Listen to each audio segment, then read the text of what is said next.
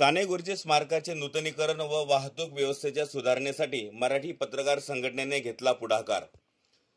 भुसावळ शहरातील बाजारपेठ police station समोरील लोखंडी पुलालगत असलेल्या थोर समाजसेवक पूज्य साने गुरुजी यांच्या स्मारकाची अत्यंत दुरावस्था झाली आहे।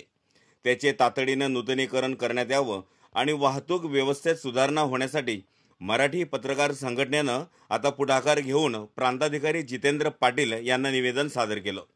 या स्मारकाजवळून अनेक प्रवासी रेल्वे स्थानकाकडे जाण्यासाठी अवैध मार्गाचा वापर करत असतात।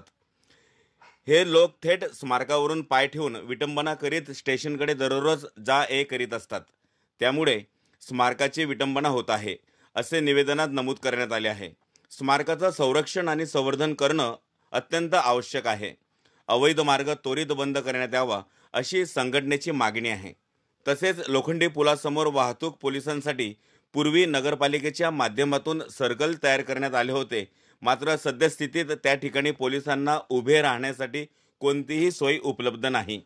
दररोज हजारो नागरिक तसेच विद्यार्थी या मार्गाने प्रवास करत असतात। वाहतूक नियंत्रणासाठी पुन्हा सर्कल तयार करण्यात यावे अशी मागणी सुद्धा संघटनेने केली आहे। यासोबतच गेल्या अनेक वर्षांपासून बंद असलेली शहरातील सिग्नल यंत्रणा पुन्हा कार्यान्वित करण्यात यावी, जेणेकरून वाहतूक व्यवस्था अधिक प्रभावीपणे नियंत्रित करता येईल, असेही संघटनेने दिलेल्या निवेदनात नमूद केलंय।